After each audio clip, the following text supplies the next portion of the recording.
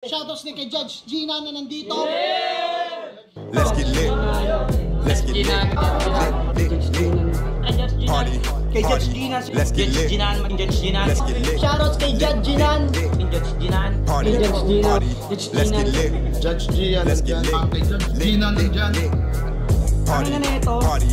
Let's get lit. Alam mo, lakas mo. Let's get Nagbabattle lit. pa tayo. Yung mga round ko, yung i-breakdown mo. Party. Kaya kay Judge Gina, Party. no? Let's get lit. Game! Let's get Di lit. pansin gano'ng mahina kasi sa pista Party. siya sikat. Party. Pag Let's get dyan lit. Judge Gina, Let's kasi get lit. instant na react.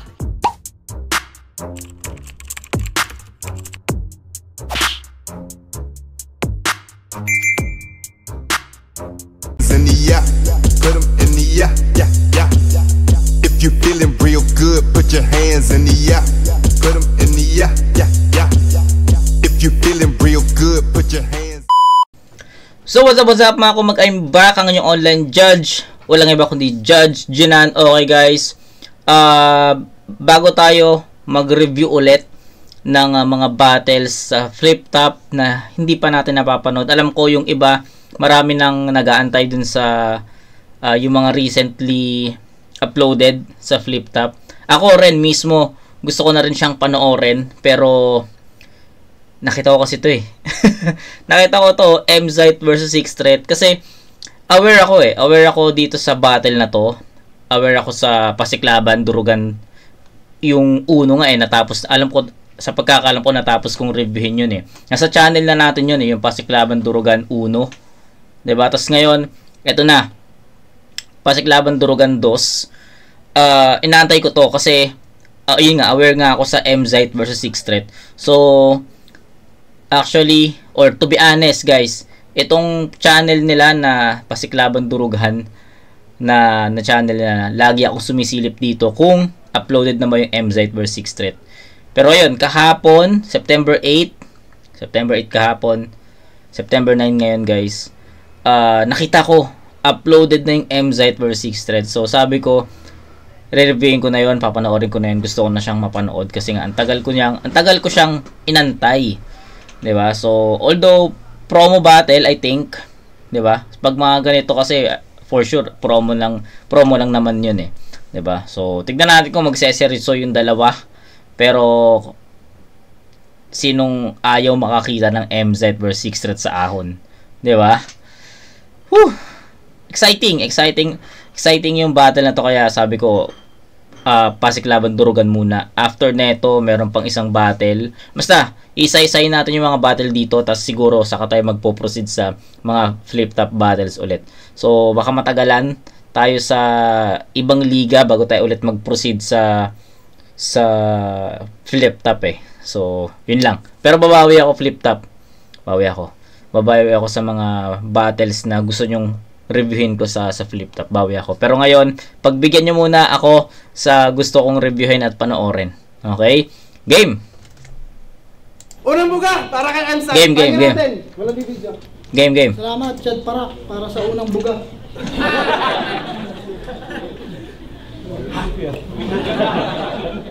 Game? Siya nga pala si Six Threat. Ang ika-anim sa 8 humpak. Sa kanilang 8, nasa Davao yung 3. Siya, si Terdy, tsaka si Sak. Mga talagang nakakamangha. Kung sino man ang matutukan, sigurado na tumba. Bukod sa mga magkakatugma, puta magkakamukha. Huwag ka masyadong mayabang. Baka nakakalimutan mo, dayo ka lang dito. Hindi ikaw ang... Dayo ka lang dito. Hindi ka man laging paborito. Second time ko na sa Taiwan. Papunta ka pa lang. Galing na ako dito. Okay? Kaya ayusin mo to, bay. Huwag mo akong sagarin, nay. Baka maranasan mong mamura ng mas malutong pa sa chipay. Anong ipagyayabang nito? Sa buhay champion? Pre, kilala mo ba kaharap mo? Huwag ka masyadong maangas. Kaya ka lang naman nag-champion kasi nanalo ka sa finals. Okay. Pero sa PSP, finalist lang to. Yung tournament, dahil busy ako, tumanggi ako. Papaisip nga ako eh. Magiging finalist ka kaya kung sumali ako? Oy! Kasi nung tinanggihan ko yung mate na mayaman, ang ipinalit, si Badang! Hanep. Pero kung nagkataon, nanalo ako sa round 1, posibleng ako yung kalaban mo sa round 2, yung possibility, ganito kalapit. Kasi kung usapang tournament, puta malatanos na yung gauntlet. Na kapag tumarget, winter is coming, panic buying, sanay na tong umubos ng bracket. Kasi kung usapang punches, one of the richest. Yung mga linya babakat na parang heat press kahit yung distance lang ay inches. Pangginip, Ganda nun, no? Babakat, parang heat press. Solid. umubos ng bracket. Kasi kung Damn. usapang punches, one of the richest. Yung mga linya babakat na parang heat press kahit yung distance lang ay inches. Pangginis yung quickness at yung sakit madadama miski ng 6 cents. Kasi kahit third eye mo bulag, hindi ako mag-iiwan ng witness. Kip, flip top o durugan, isa lang ang sasapitin sa akin sa duelo niyan. Parang time difference, kay Pilipinas o Taiwan, pareho lang. Dumayo na manalo para sa mga kababayan at Putang ako'y ina. masilayan yung muli. Sulitin mo na ilang minutong nakatayo kasi nakahiga ka ng uuwi. Tang ina! Paulanan ko ng bars na walang awa. Shit. Hanggang dugo mo ay maglawa. Hindi lang to basta yawa, malabong pakitaan ko ng awa. Hindi ka titigilan at sa oras na madakma ko ay kawawa. Wala tong tirador ng timog sa tirador ng wawa. Tang ina! Ang lakas! Tay, miski isa walang nakuha. Sabi ko kanina, totodo kaya silang dalawa? Yun yung question eh. 'Di ba? Pero ayun, nakita natin kung gaano kapulido yung gawa ni MZite sa unang round. Akala ko magme-menor eh, akala ko magtitipid eh, pero nakita nyo naman kung gaano ka-dedicated si MZite sa battle. No, even promo. I don't know kung promo to pero I'm assuming that this battle was a promo. Kasi yung Durugan Uno na na-review natin puro promo yun eh.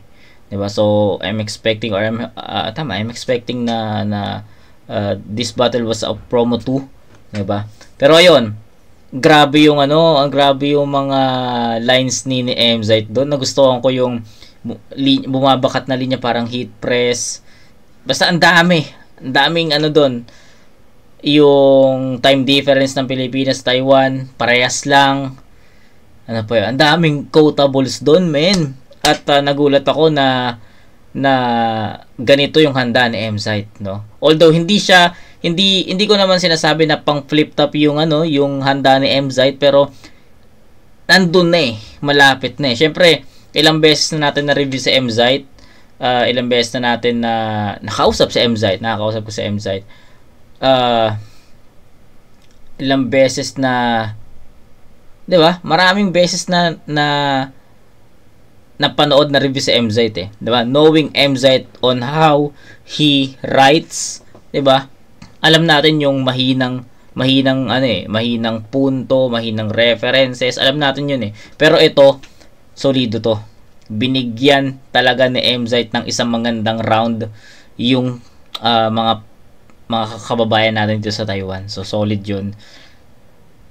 Nagustuhan ko din yung reference niya na na matira mayaman kung hindi siya kung sumali siya sa round 2 'di ba? Tangina, mapapaisip ka na what if hindi nga niya tinanggihan.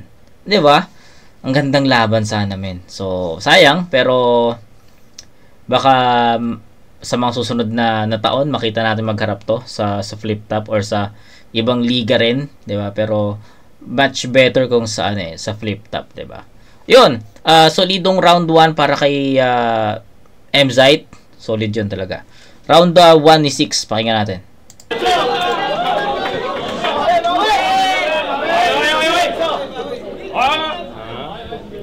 Kala mo seryoso no? Tawag dito. Okay. Unang beses ko pa lang daw sa Taiwan. Kala niya yung kanyang igi na lamang. Pasensya na kung hanggang Canada lang ako laging naiimbita. Sa June nga, balik, may concert ulit kami dun eh. Hayaan mo, pagtapos kitang i-body bag, yung katawan mo, isasama ko sa eroplano, papunta dun gago. Tapos yung bangkay mo, i-display para may pwede akong tapak-tapakan pag nagpe-perform ako sa entablado. Oh boy. Ay na, pangalawang beses niya na daw sa Taiwan. Sino may pakialam? Pangalawang beses ko sa Taiwan, pustahan. Hindi niya yun alam.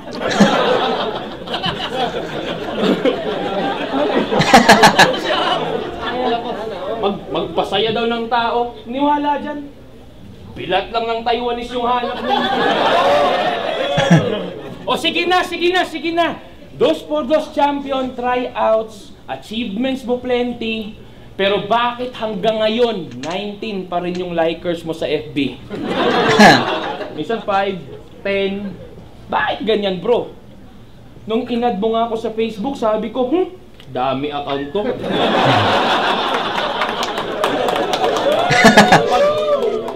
Pag nag-live, 10 lang yung viewers. Tas mga naligaw lang na tao. Pag ako nanood doon, tas sinoutout mo, may hiya pa ako. Ay, kulit ng Facebook na ito eh, no? Puki ng ina. Pag yan nahack ng Bombay, lugi pa sila. Ikaw yung public figure na yung public hindi ma-figure kung bakit ka public figure. Para di mo yata alam. Nung binubuk niya tayo ng ticket para pa Taiwan, ito yung sabi ni Madam. 6th Street Business Class. Enzyte, may barko kaya sa araw na yan?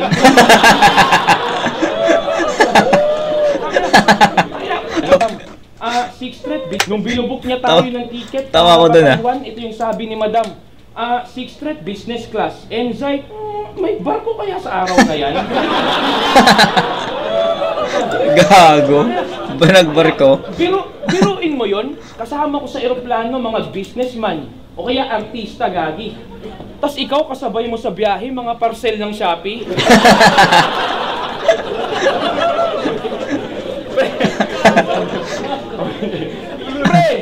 Pre, nung feeling. Meron yung deep meaning. Kulang na lang ibalot ka ni Ma'am Erling para free shipping. De. Yun yung mga senyales na huwag kang sikat-sikatan dyan, pare, mukha ka lang tanga. Bilang tropa, ako mismo magsasabi, hindi ka nila kilala. Dinaan ko na nga sa shipping yung topic, di ka nakadama. Nung sinabi nilang maligayang pagdating, huwag kang papadala. Galing. Okay, pero magkaiba ng approach eh. Halata naman siguro at aware naman siguro kayo sa naging approach ng dalawang MC. Si Emzite, masasabi ko na kahit papaano nagbigay talaga siya ng oras dito. Nag-isip siya ng mga barang ganun, 'di ba? Si 6th Street, hindi ko naman sinasabi na hindi siya nagbigay ng oras diyan, pero I think more nag-focus sa comedy at entertainment. Kasi nga, 'di ba, ang unang sinabi niya sa round 1 niya, magpasaya ng tao. So doon pa lang parang may isip mo na baka for entertainment or comedy yung dala niya. Pero ayun nga yung nangyari, no? Entertainment, comedy, jokes ang naging approach ni 6th Street sa sa round na to, 'di ba? Kita naman si Emzite dumidikdik eh. Technical eh, bumabara. 'Di ba? May multis pa nga eh. So magkaibang approach, parehas effective, pero eto, lagi kong sinasabi sa inyo na no matter what, kumbaga promo man yan, judge battle man yan, pag nire-review ko siya, gusto ko pa rin, parang wala akong paki kung promo man yan o hindi, basta i-judge natin siya fair, 'di ba? So for me, parehas effective, parehas naging malinis yung performance, parehas naging okay, but different approach. Pero para sa akin, iboboto ko sa Emzite sa unang ikot. So bakit? Mas nagustuhan ko yung approach na Emzite dito na bara, 'di ba? punto. Gusto ko yun. Mga references. Kasi para sa akin, mas pang-battle yung ginawa ni MZite sa unang ikot. Props kay Sixth Threat, maganda yun. Pero medyo nakulangan ako sa technicalities kasi yun nga, more on comedy yung naging approach ni Sixth Threat dito. Hindi naman dragging, wala namang ganong komento. Parehas naman magaling, parehas naman epektibo. Kitang-kita mo yung pagiging professional nila doon sa unang ikot na yon. Pero I'll go with MZite sa isang category lang naman. Mas pumupuntos, mas impactful, mas mabigat. Yun lang naman yung mga nakikita ko. So I'll go with MZite dito. Bigyan ko ng 10-9 in favor of MZite. Round 2.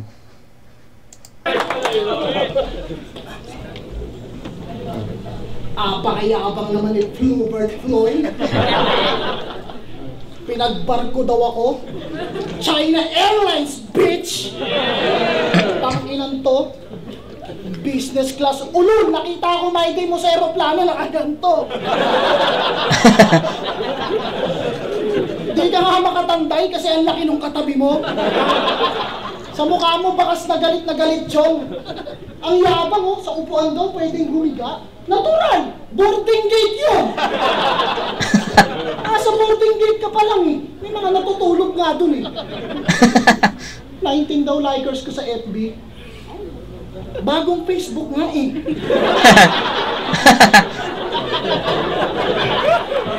Kaya kita inad. Dinisable ni Mark Zuckerberg. Zuckerberg. Ang angle mo yung fake news. Eto rito, meron akong almost 300,000 subscribers at followers. Ikaw nga, wala pang 200,000 followers mo sa Facebook. Ooh. Numbers pa lang yan. Hindi mo na kailangang ma-confuse.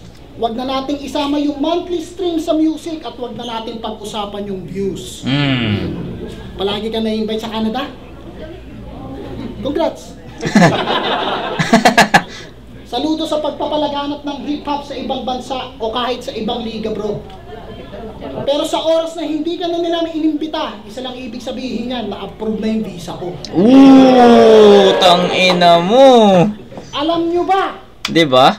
Ganun yung mga banat ni MZite. Sobrang pulido. Ang ayos ng setup.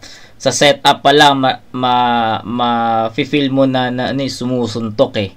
Tapos meron pa palang another line for the haymaker. Galing. Galing.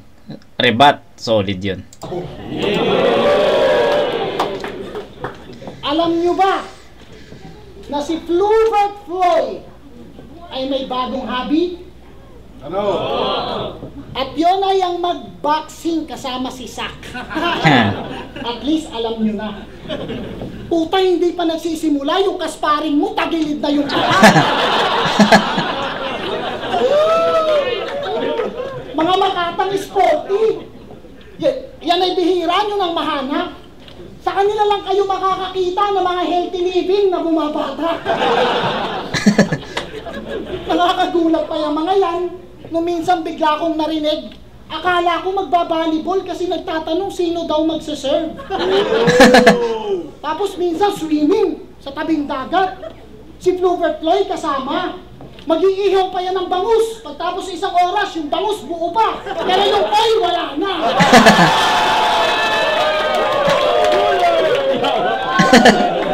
Ang lalakas ng amats. Parang hindi napapagod. Trip niyan, rumonta magdamag, tas magpapauwi ng mga tanong. Gago ka mo. Pangahabol ng aso. Mangungutang sa tindahan. Marlboro Green tsaka Red Horse din. Tas pagbitin sa amats, biglang uutang ng gin, pulutan, Lemon Square. Balita ko. Pagdating mo pa lang daw dito, puro ka na pag-aamok. Nag-i-skandalo sa 7-Eleven ng Taiwan, naghahanap ng baka colt. Baka colt, gago. Yan, baka colt mo. Baka colt? 7-Eleven? Baka colt. Di ba sa Dali yun? Sa Dali yun eh. Alam ko sa Dali yun. Hindi ko pa nga natitikman yun. Pero aware ako dun. Alam ko sa Dali yun. Nag-i-skandalo sa 7-Eleven ng Taiwan, naghahanap ng baka colt. Hindi na makakolt, no? Okay. Baka Colt? 7-Eleven? Heaven. Ang ina mo, walang ganun. Anong kala mo, ikaw lang marunong mag-joke? O, dali ka ngayon. Oh, Dali, di ba? Sabi ko sa inyo sa Dali yun eh. Alam ko sa Dali talaga yung baka Colt sa Dali. Okay. Hanap ng baka Colt. La- Hindi na makakolt, no? Okay. Baka Colt? 7-Eleven? Ang ina mo, walang ganun. Anong kala mo, ikaw lang marunong mag-joke? O, dali ka ngayon.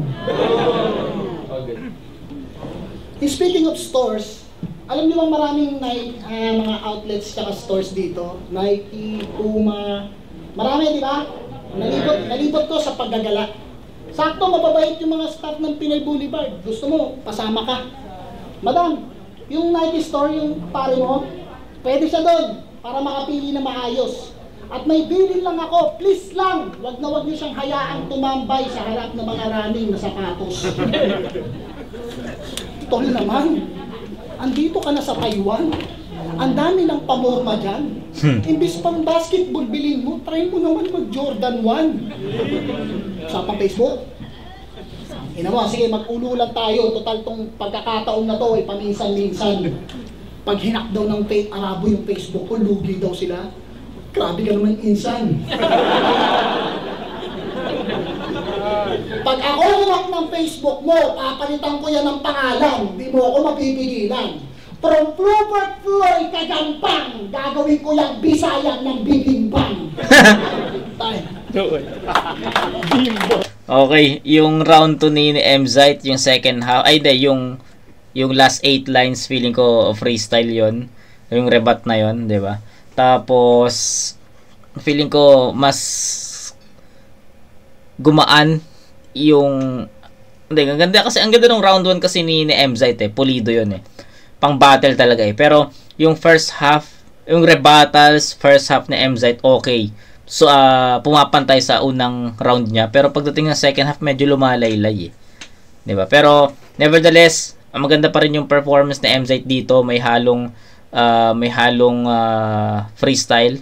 Especially rebuttal, sobrang effective nun. Siguro, hindi lang nag-click talaga yung Baka Colt sa kanila kasi hindi sila aware doon. Pero ako, aware ako dun sa Baka Colt. Masarap ba yun? Masarap ba yun, guys? Kasi sa mga nakatikim na nun. Feeling ko kasi hindi, titikman ko na lang sa Sabado. Sa Sabado pa no? Okay, proceed tayo kay 6 thread. Tignan natin. Ito yung chance naman ni 6 thread para makuha yung round na to. Pero yung round 2 ni Mzite, medyo humina ng konti. Okay. Tayo na. 200k lang daw. Alas 200k lang daw yung page ko sa Facebook. Malamang nahack yung una kong page na dapat, alam mo yun, mga 500k na nang di nagbablog Kaya huwag kang sobrang proud. At saka, paano ka maa-approve ng visa sa Canada? Pinakamalupit mong English, there's one name you can Ay, yabang. Usapang boxing, yabang neto. Sige, kahit tawagin mo yung kilala mong pinakamalupit na boksingero. Anong gagawin ng jab-jab nyo? Babariling ko lang kayo pareho. Ang ilang yan. Ano pa sabi nito? Ano pa sabi nito, Nikki? Drugs. Tama ako dog, the drugs. Alam mo pare, proud ako kahit walang sabu, nagawa akong magkampiyon. Kaya isipin mo na lang yun. Paano pa kaya kung nagsasabo ako? Malamang lahat kayo dito, pinagsasabay ko na ngayon. Gabong no? Sinong Bisaya dito? Kinwestiyon siya nung kalaban niyang si Zenlook sa pagkiklaim niya ng Bisaya. Ito'y sagot niyo. Pagiging Bisaya ako nasa dugo, wala sa salita, pagkat hindi ako lumaki sa Bisaya. Hindi ka lumaki sa Bisaya? So hindi na naman na ikaw Bisaya na ngayon. Parang Bisaya, ethnicity ha. Dapat sinabi mo lumaki sa Kabisayaan. Tangi ka. Ako nga, Bisaya ako pero marunong ako magsalita ng Manila. Nakakainis. Takin, Madam Erling, gusto ko tuloy itanong, di ko matiis. Ilang taon na kayo dito sa Taiwan? 2 dekada. So, dito ka na lumaki sa Taiwanese.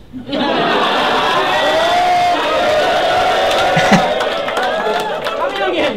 Panggap na Bisaya, sablay pa mag-English. Yun nga, one name you can found, quotable speech, flip-flop stuff. Alam mo na. Alam ko naman pare, na di mo nakasanayan, oo. Hindi nakakatalino yung lingwahe, pero yung sayo nakakabobo. I mean, but I don't mean to insult ya. I was meaning to let you see the whole structure. See, I was blessed with 3 languages, and that speaks about culture. Ain't no judge in this battle, but that's 3 L's for ya. Oh, tingnan mo.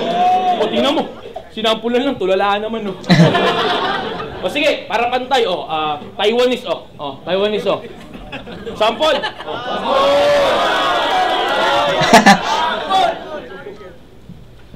One Xiong Ha. Hints out scene, lights out Sally. Diba? Joe Chu Young, CC, needs sightseeing. O kupal no? Bakit ganun mag-airport? Hindi, joke lang. Nabasa ko lang sa airport. Round 2, medyo ang hirap bigyan ng hatol yon kasi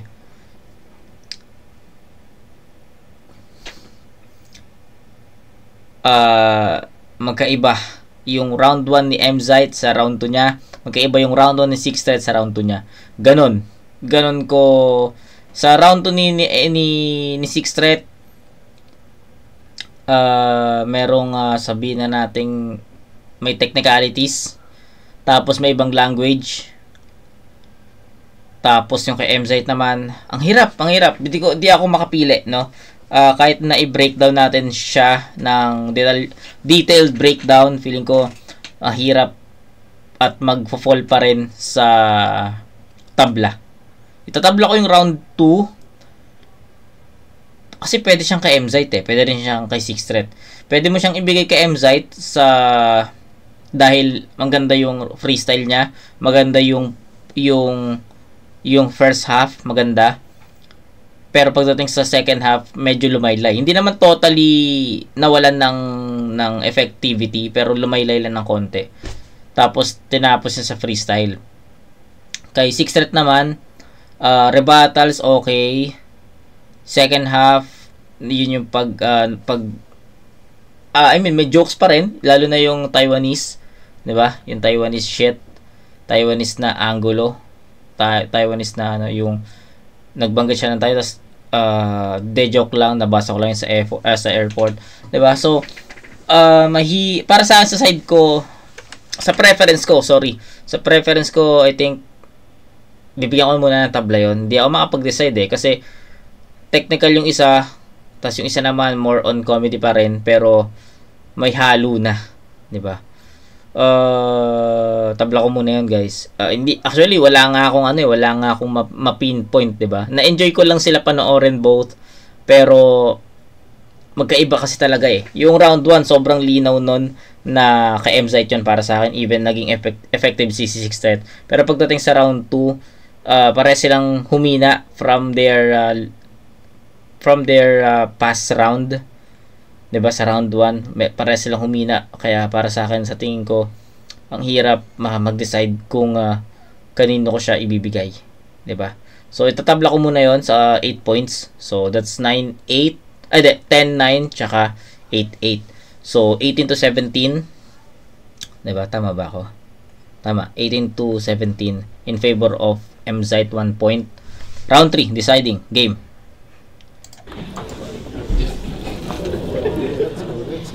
Game? Pinuupo na ba yung mga pamisan-misang pagkakamali ko sa grammar na itong gago? Ayos lang, pero ito lang sigurado. Kung hindi ka magkakamali, hindi ka mag-i-improve bilang tao. Peking Bisaya. Sino ulit mga Bisaya dyan? Lolo ko, Wakay. Nanay ko, Sogod, Southern Leyte. Asawa ko, Dabawenya. Kababayan mo, Dabawenya. Pag inaapi yung Bisaya sa batin, galit kayo. Tapos pag nire-represent, galit pa rin kayo. Ano ba problema? Peking Bisaya, ako, never kong itatanggi o ikakahiya na Bisaya ako. Tandaan mo palagi ito. Hindi man ako lumaki sa Kabisayaan, at least proud ako sa roots ng lahi ko. So, perfect ka pala. Tanga ka rin. Yung Taiwanese, tao yun. Yung language, Mandarin. Oo nga, naman. Sigurado. Sa airport yun eh. Ano daw? Kakabasa sa airport. Kakabas. Corner. Labas agad. Huwag ka magbasa-basa. Yan? Kasi kung tutusin, kahit naman hindi ito sa Taiwan ganapin, hindi mo ito mahihiwasan. Magkukrus at magkukrus ang landas natin, hindi mo ako palaging mahihilagan. Kasi real talk, si Enigma mismo naghamon. Sa tagal ng kumpirmasyon, nainit na ako't nabagot. Sa paglipas ng panahon, baka ayoko nang bumatil. Ang natatangi mong palusot. Sakto, makakapagtago ka dito gamit yung passport mo na pasok. Na kesyo, ninakaw to kay Enigma ng OFW na pagod. Well, wag mo nang i-justify. Ginawa mo rin ito kay Mot. Ninakaw nga ba to ng Taiwan sa flip top o ikaw mismo nag-alok? Gago. Kasi si Enigma nagtanim. Si Chad Parak lang nakinabang. Sa kakaiwas mo mamen, napunta pa tayo ng ibang bayan. Ba't sisisihin ang mga kababayan? Sobrang asikaso ni hindi tayo pinahirapan. Ba't sisisihin ang kababayan? Sobrang asikaso ni hindi tayo pinahirapan. Kung san-san pa nakarating, kaya nga Taiwan tour na kinailangan. Tapos, magyayabang na kesyo siya daw magbubuhat sa battle. Ba't sa flip top din natin gawin yung kahambugan mo, subukan natin. Official din kitang hinahamon sa bagay na pinagdamot mo nga rin. Pagtapos neto, barbecue sa kalye, magpunusan tayo ng kanin. Ang ina mo, Site. Pero kidding aside, Gago ka, Site. sa harap ng mga tao, kliyente, linawin natin yung malabo. Yan ang hangarin. Kung gusto mong manalo, huwag kang makampante. Kung gusto mong matalo, lumabang ka sa akin.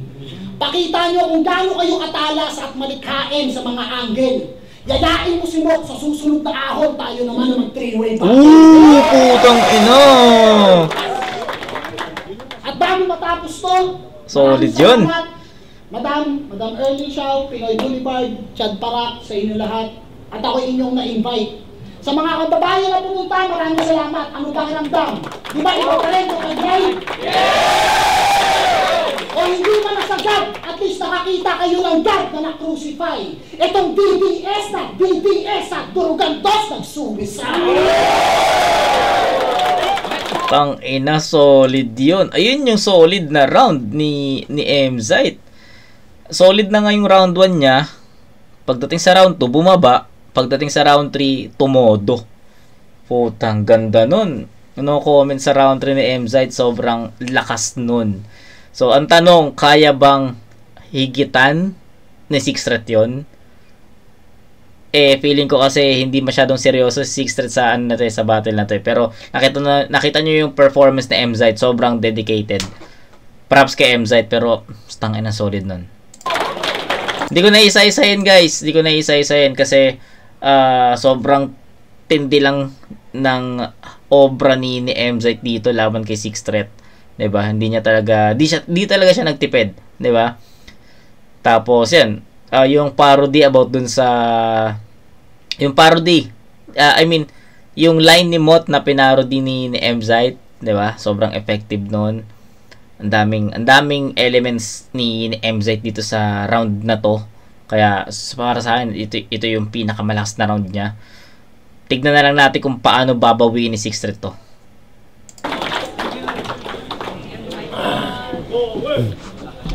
Tsaka, ito, dagdag ko pa pala. Yung rebut ni MZite about dun sa Taiwanese, tao yun, Mandarin yung language. Dun pa lang tapos na yung battle. 'Di ba? Dahil ikaw yung nauna, di na ako magre-rebat para fair din sa'yo, pre. At bilang tropa, bibigyan kita ng isang round na kahit paano seryoso ng konti. Game? So promo lang pala tong laban. Ibig sabihin walang talo, di ba? Sa simpleng poster lang na may pangalan mo sa pangalan ko, dun palang panalo ka na. Ginawa na lang nilang promo. Paano? Supot pa yung dala niyan. Walang katunog-tunog yung pangalan. Hanggang promo na lang daw pagkat di ka promote yung kalaban. Kaya nga kailangan niyang iyabang, 2x2, tryouts, isa buhay. Kaya na, di ba sabi niya? Sobrang bothered si brother. Kasi kung tatanggalin natin yung ating mga title, ikaw lang yung di na magmamatter. Tangina. Pero sige, ikaw na super, duper, ultra, mega, battle rapper. Tandaan mo, nilalabas lang yung titulo pag napagkakamalan kang squat, ew. Wala akong sinabi squatter, ha? Isa ako sa most decorated na kampiyon. Lahat ng tao alam to. O hindi mo alam yung decorated, basta lahat ng tao alam to. Hindi na para ipangalandakan yung titulo. Walang nagdududa sa kinatatayuan ko. Sabi mo kay Creeply, dahil sa kanya, nasa baba ka ng poster. Mali ka na, mali yata ng sentiment. Kasi kung may pangalan ka, di ka dapat nagde-descend. Di ka dapat nagde-descend. Ako nung kalaban ko si saka si yung aking hatak evident. Kahit lower tier, nadadala kong main event. Pasalamat ka sa Creeply, binuhay ka pa nga. Bulagta ka nga sa Creep, dito sa tunay pa kaya. Madalas pa yung pa-cute sa mga vids. Sa mga vids. Ano ka, rapper na nagtitinder? Kala mo talaga chicks? Sige nga, sample ng pagpipinger.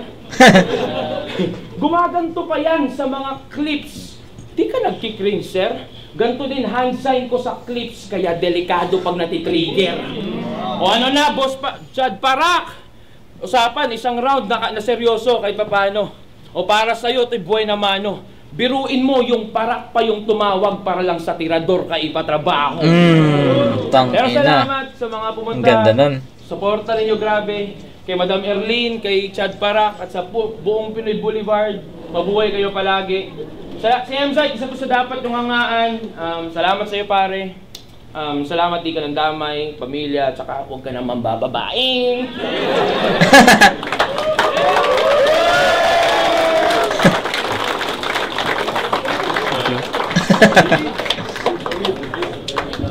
Okay na? Thank you po, promo battle po yung laban na yun. Salamat sa mga nagpunta. Ang ganda ng laban, no? Promo battle siya, pero para sa akin, kung tatanungin nyo kung sino yung panalo, I'll go with MZ. Sobrang ganda ng handa niya sa 1 and 3. Props sa handa ni Six Threat sa 1 and 3 also.